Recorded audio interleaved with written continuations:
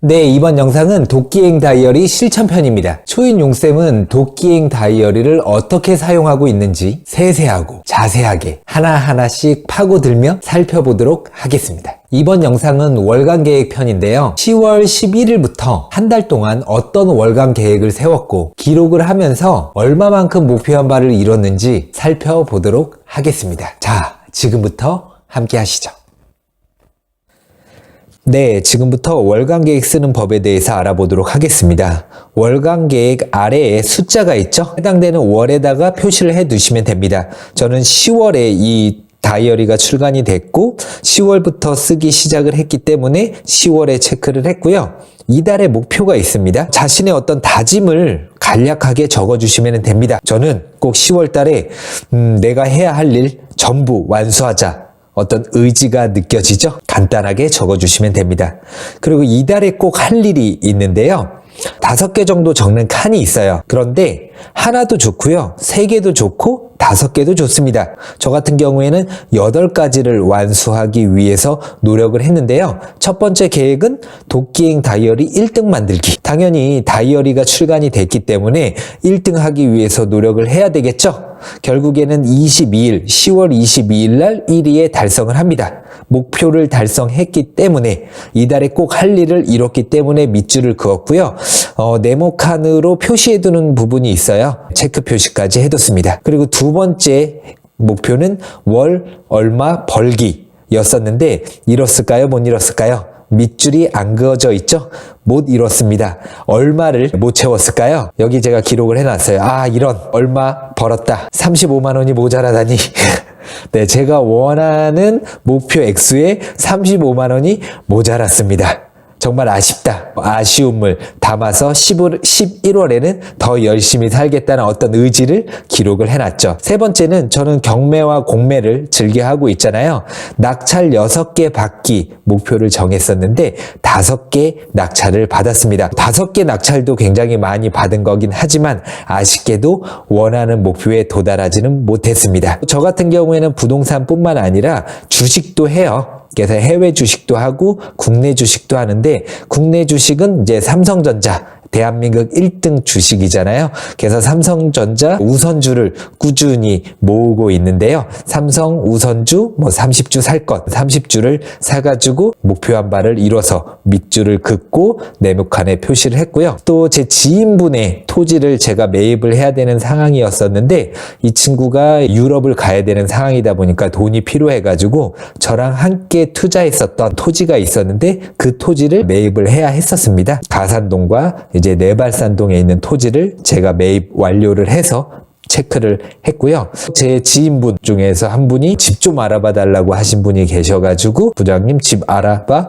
드리기. 그리고 제가 또 재테크 책을 준비하고 있어요. 내년 상반기 정도에 출간이 될 예정인데 비즈니스 북스와 최종적으로 미팅을 해서 계약서를 썼거든요. 본문도 90% 이상 다 써놨기 때문에 내년 상반기 늦어도 6월 안에 빠르면 3월 정도에 출간될 예정이니까 많은 기대와 응원, 사랑 부탁드리도록 하겠습니다. 전체적으로 8개 중에서 6개를 이뤘네요. 그리고 2개는 이루지 못했지만은 거의 근접은 했고요. 못 이룬 거에 집중을 하지 마시고 내가 8개 중에 5개나 이뤘네? 6개나 이뤘네? 그러면 자신을 칭찬해 주시면 돼요. 근데 5개, 10개를 기록을 해놨는데 그 중에서 1~2개밖에 안 되더라도 하나 이룬 거에 집중을 하셔가지고 계속 해나갈 수 있는 힘을 얻으셨으면 좋겠습니다. 그리고 밑에 보면 매일매일 꼭 할 일, 우리가 아침에 눈을 뜨면 눈을 감을 때까지 반드시 해야 할 일들이 있죠. 저도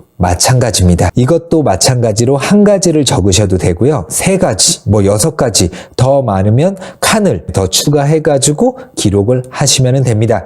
매일매일 꼭 할 일, 첫 번째는 SNS 올리기. 블로그, 페북, 인스타, 전 유튜브, 밴드, 브런치, 다양한 SNS 채널을 운영을 하고 있는데요. 꾸준히 올리는 게 중요하잖아요. 그래서 꾸준히 올리고 있는지를 확인할 수 있게끔 옆에 숫자가 있습니다. 제가 다이어리를 10월 11일부터 썼다고 했잖아요. 이때부터 31일까지 매일매일 몇 번을 올렸는지 동그라미 쳐져 있지 않는 부분은 제가 못 올린 거죠. 1일 1포스팅에 실패를 했지만 그래도 생각보다 많이 올렸습니다. 저라고 기록한 모든 것들을 완벽히 완수하는 건 아니에요. 저도 사람입니다. 제가 닉네임만 초인이지 절대 초인이 아닙니다. 그리고 가장 저조한 게 두 번째와 세 번째에는 매일 100번씩 몸 움직이기. 그래서 푸시업이라든지 평행봉이라든지 턱걸이 총 합쳐서 매일 100번 이상씩 하는 것을 목표로 잡았는데 한 번도 하지 못했습니다.